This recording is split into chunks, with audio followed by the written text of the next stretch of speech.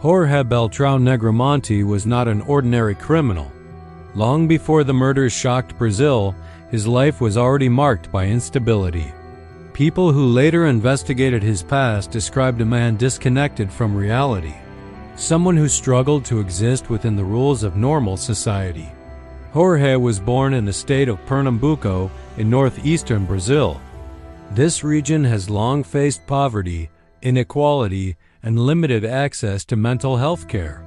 From a young age, Jorge showed signs of psychological disturbance.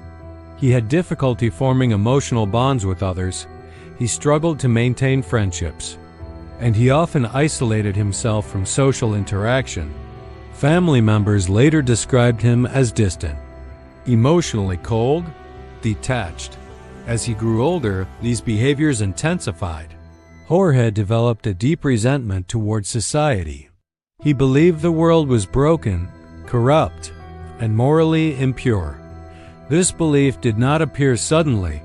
It formed slowly over many years, through frustration, through failure, and through rejection. Jorge began consuming extremist ideas. He mixed religious concepts with personal delusions. Spiritual texts were no longer symbolic to him. They became literal commands. According to police investigations, Jorge believed humanity was divided into two groups, those who were pure and those who were not. In his mind, the impure had no right to exist. He believed society was sick and needed to be cleansed. Someone, he thought, needed to make that decision. And over time, Jorge became convinced that someone was him. As his delusions grew stronger, Jorge stopped seeing himself as part of society. He saw himself above it, chosen, with a mission. This sense of purpose gave meaning to his instability. It justified his anger and validated his hatred. During the late 2000s, Jorge lived a nomadic and unstable life. He moved frequently between cities. He held temporary jobs, often depended on others for survival. This instability allowed his beliefs to grow without challenge. There was no authority figure to stop him, no medical intervention, no social control.